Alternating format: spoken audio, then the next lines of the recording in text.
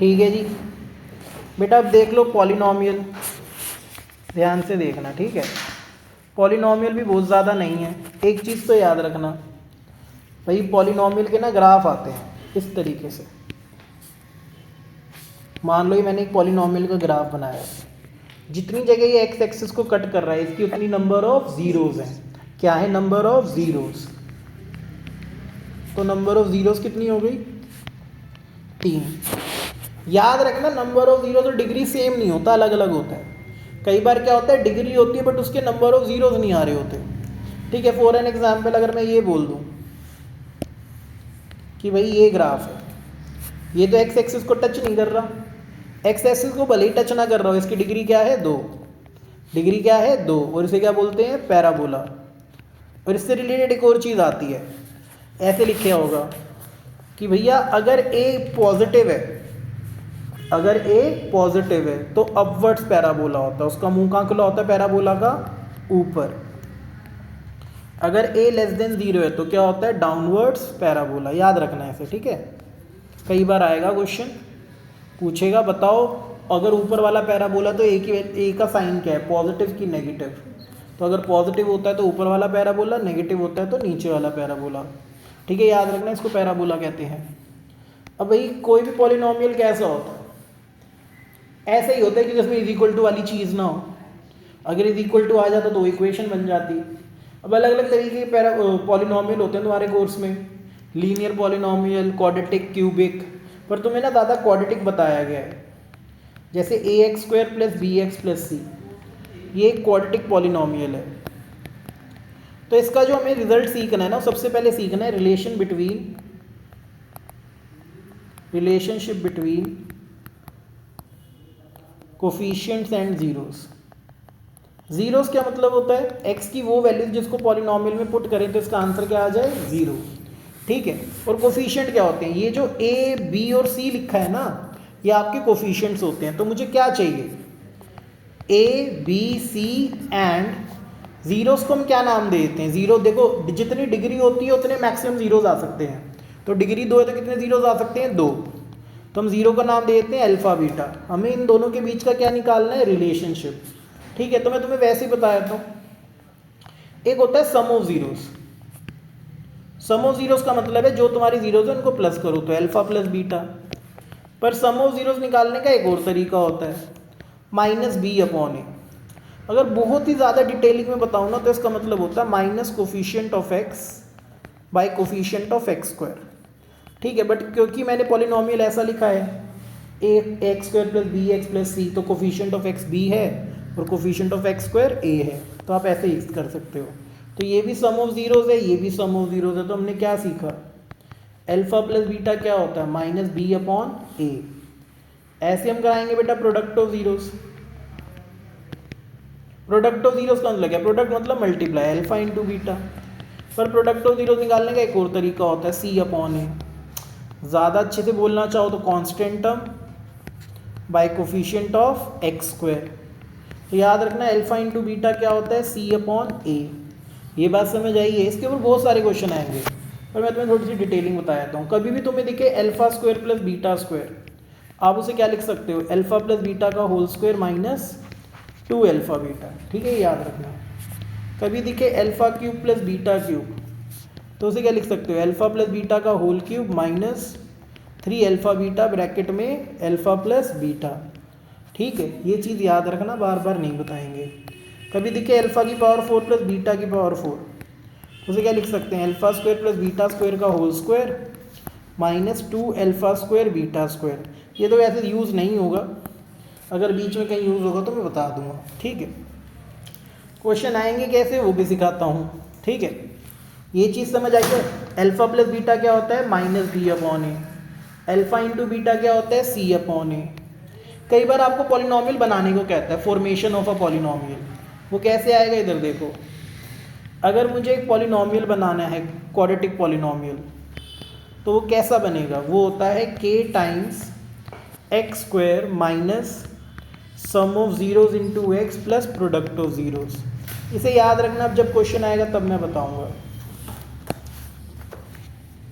देखो जरा इधर एक क्वेश्चन ले लेते हैं। वो कहता है कि एक क्वाड्रेटिक पॉलिनोमियल है kx² प्लस 4x प्लस 4 और कहता है α² प्लस β² दे रखा है 24। तो बताओ फाइंड के।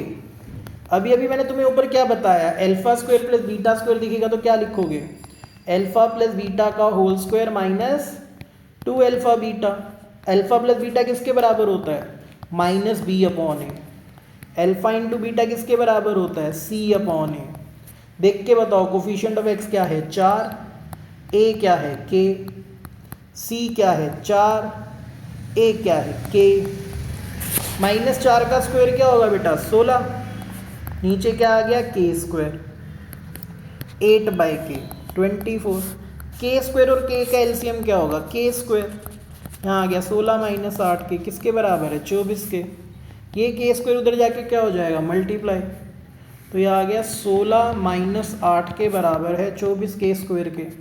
इन दोनों को उधर ले जाओ, 24 k² प्लस 8 का k माइनस 16, सब में से क्या कॉमन आ रहा है 8 कॉमन आ रहा है, क्या रह गया 3k² प्लस k माइनस 2, 8 उधर जाके 0 हो जाएगा, तो 3k² plus k minus 2। Quadratic solve करो, मल्टीप्लाई करें तो क्या है -6, प्लस माइनस करें तो 1, वही प्लस का 3k माइनस का 2k, ऐसे लिख सकते हैं ना।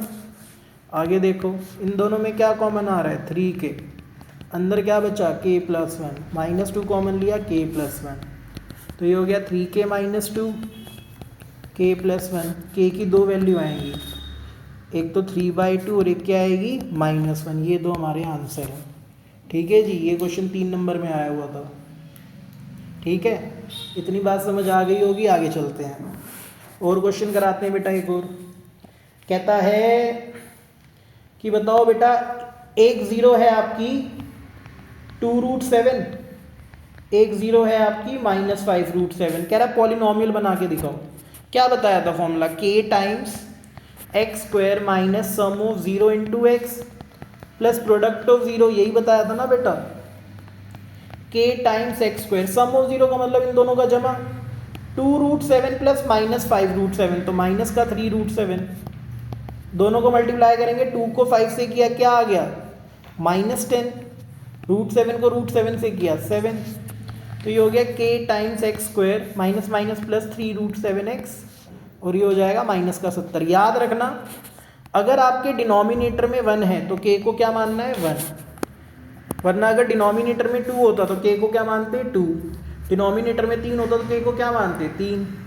Late k is equal to 1, तो ये क्या आ गया x² प्लस 3√7x माइनस 70। ये बात समझ आ गई, इसमें कोई दिक्कत है, इसे कहते हैं formation of a polynomial. Alpha beta given था और हमने क्या बना दिया पॉलिनोमियल। ठीक है जी, आगे चलें।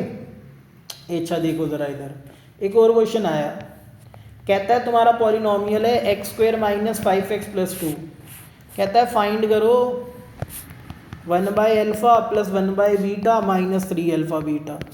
बहुत आसान है, इन दोनों का एलसीएम ले लो, ऊपर क्या आ गया alpha plus beta minus 3α beta. Alpha plus beta क्या होता है -b/a, alpha beta c/a, a से a कट गया और ये c/a, तो ये आ गया -b/c माइनस 3c/a। अब तुम्हें वैल्यू तो पता है, b क्या है -5, c क्या है 2 और a क्या है 1, वैल्यू पुट कर लेना बेटा आंसर आ जाएगा। ये बात समझ आई, पक्का आ गई होगी। आगे चलें, ठीक है।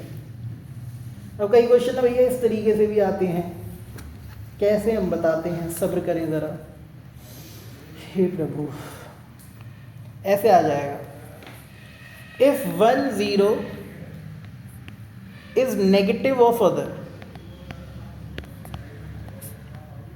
ठीक है, ऐसे आ जाए। कभी भी ये लिखा हुआ आ जाए ना 1 0 इज नेगेटिव ऑफ अदर, तो फर्स्ट 0 को मानना अल्फा और सेकंड को क्या मानना माइनस अल्फा, और वहाँ पे क्या परफॉर्म करना सम ऑफ जीरोस, -b/a के इक्वल रखना। अभी जो क्वेश्चन आता है मैं बताता हूँ, जब भी ऐसे दे रखा हो एक 0 को अल्फा और एक 0 को क्या मानना है माइनस अल्फा, और किसका यूज़ करना है अल्फा प्लस बीटा किसके बराबर होता है -b/a, तो alpha minus alpha is -b/a, तो ये 0 हो जाएगा -b/a, और तुम्हें k या c की किसी की वैल्यू बोल रखी होगी वो निकाल लेना। ऐसे अगर बोलता है if 1 0 is reciprocal to the other, तो फर्स्ट जीरो को क्या मानोगे अल्फा, सेकंड जीरो को क्या मानोगे 1 बाय अल्फा, और वहाँ पे क्या परफॉर्म करोगे अल्फा इंटू बीटा, क्योंकि अल्फा से 1 बाय अल्फा कट जाएगा तो सी अपॉन ई किसके बराबर आ जाएगा 1 के। ठीक है जी, ये बात समझ आई है। और चलते हैं, अभी क्वेश्चन आएंगे तो बेटा और मैं कराता हूँ। ठीक है, देखो बेसिक चीज़ तो इसके अंदर यही थी, relation, how to form a polynomial. ठीक है, तो इसके अब क्वेश्चंस कराऊंगा जो मैं एक साथ कराऊंगा। ठीक है, अभी इतनी बात समझ आ गई होगी तो अभी इसको इतना ही रख रहा हूँ।